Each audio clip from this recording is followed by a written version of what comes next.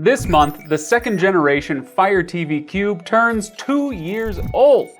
Well, last week I took a look at the Fire Stick 4K Max, the newest in the Fire TV line. And that got me to thinking, is the Fire TV Cube even still worth it now, 2 years later, or should we all just wait for the next generation of Fire Cube? Well, that's what we're going to find out, so let's dive in.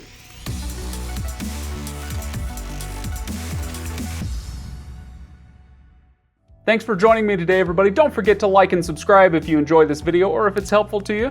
And come by on Fridays at 2 p.m. Eastern Time for our live streams where I hang out, do Q&As, do giveaways, all sorts of stuff. Would love to see you there. All right, so getting to the very basics. What is the Fire TV Cube?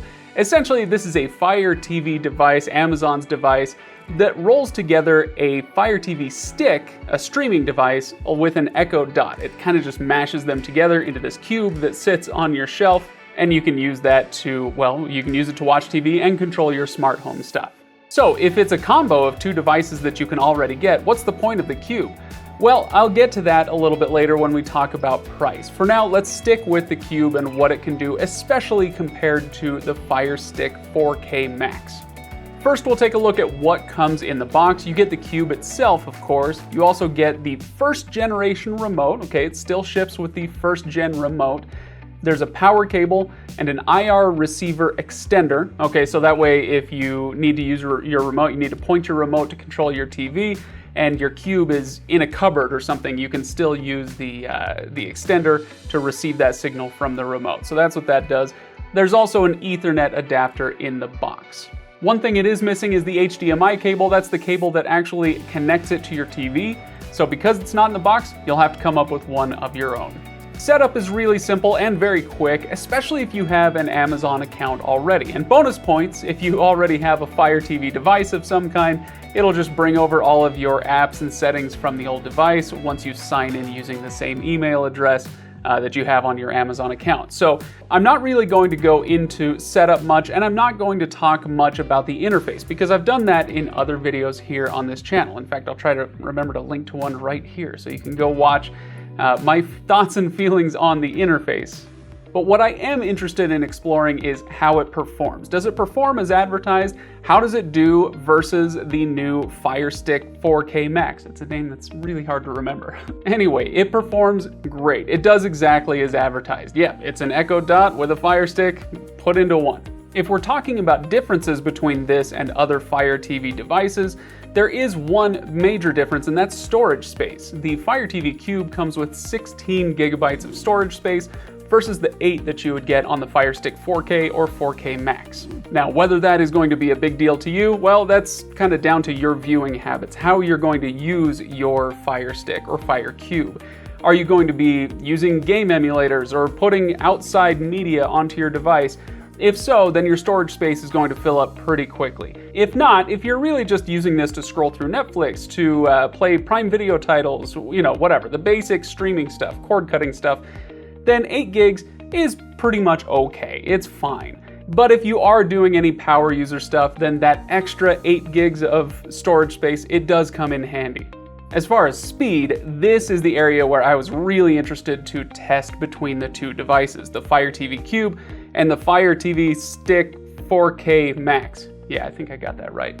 The first thing I tested was restart speed. Okay, so how long does it take this device to restart, to boot up? So I go into the settings menu, I hit the restart button, and I start my timer, and it took the Fire Stick 4K Max about 47 seconds to restart, to get all the way back to that home menu.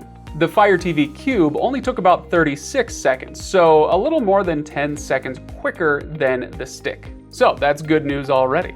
Next up was testing how long it would take to play a title. So using the voice command on the remote, I told it to play the next episode of the show that I've been watching recently, and I did this 3 different times and took the average. And it took the Fire Stick 4K Max just under 8 seconds to do it. On the Cube, it took about 8.5 seconds. So yeah, it took the Cube a little bit longer in this case, but honestly, it's kind of a wash. They're really close. Yeah, the Cube was a little bit slower, but not enough that I feel like it was statistically significant or that you're going to see much of a difference in your daily usage.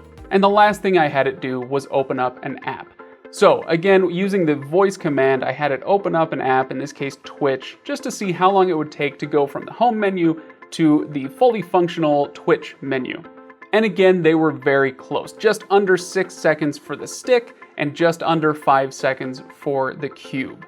So all in all, yeah, the cube did perform just a little bit better than the brand new Fire Stick 4K Max. Was it enough better for me to say, hey, it blows it out of the water? No. The new stick is actually really, really good, and you can check out my review of that. But it would be unfair if I didn't say that the cube, yeah, it did perform a little bit faster, a little bit better in that arena. All right, now let's talk about price. And let me caveat this first by saying that these things are always shifting. You know Amazon. They're constantly doing deals. Maybe it's a holiday deal, maybe it's Prime Day, maybe it's Thursday, and they're just always doing deals, right? So this could fluctuate. But at the time that I was recording this, the Fire TV Cube is going for $90. That's quite a bit less than it was retailing for when they released it. It used to go for $120. But as I said before, this thing is basically a Fire TV stick 4K plus an Echo Dot put together. So what would it cost you if you just bought those instead? Well, the Fire TV Stick 4K right now is going for $35, and the Echo Dot is going for $30. So yeah, you could save quite a bit of money if you just bought those two devices instead of the Cube. If you wanted to bump it up to the brand new Fire Stick 4K Max, that one's going for $55. So if you add those two together, then it's a wash. In both cases, you're paying about $90. So which one should you get? Well, the Fire Stick 4K Max does come with some new features that the Cube lacks. For one thing, it's got the new Gen 2 remote. Now, how big a deal is that going to be? Maybe not such a huge deal. I mean, this is the old one. They're pretty much identical, but the new remote has some app buttons down here, which you may or may not like. Some people find them annoying. Some people think that they're fantastic. It turned this button blue. Oh. The biggest change on here, honestly, is this button right here. It's a live TV button. You can still get there without it, but it is kind of nice to have just a single button. So anyway, the Fire Stick 4K Max does come with the new remote, which is nice. It also has Wi-Fi 6 compatibility. So if you have a newer router that's capable of Wi-Fi 6 and the accompanying efficiencies and speeds that go along with that, then it might be worth it to hop on the 4K Max train. And frankly, if you ask me, and this is just a personal opinion, if you put the Fire TV Cube and the 4th gen Echo Dot next to each other on a shelf, I think the Dot looks a little bit better. So if you're concerned about your home decor, then hey, maybe the Dot is a better route. On the other hand, if you go with the Cube, you are going to get, like I said earlier, a little bit faster speeds with that Cube. It's also got that Ethernet adapter, which is great if you prefer to hook your devices up with a hard wire instead of just using Wi-Fi. And frankly, because it's two devices in one instead of two devices, you save a little bit of wall socket space, right? So you're not having to plug in two different devices, manage two different devices. It does the same thing as those two devices, but hey, there's something to be said for a little bit of efficiency, right? So hopefully that helps you make a decision on which one you would prefer. If it's me, I would probably go for the combo instead of the Cube. The performance on the Cube just wasn't enough better that it made that big a difference. And frankly, sometimes I use my Echo Dot to do things like play music. And so because I do that, I prefer something that sounds better. The Fire TV Cube has a speaker that's absolutely awful. It sounds terrible, so you'll never want to use it to do anything other than take commands. That being said, the Fire TV Cube is great, and there is something to be said for simplicity. So which one are you going to choose? Which one are you going for? Let me know in the comments below. I'd love to hear your reasoning for why you would choose one over the other, or neither. So hit the comments. Don't forget to like and subscribe if you enjoy what we do here on this channel. Thanks so much for watching, everybody. I will see you on Friday at the live stream. Be there.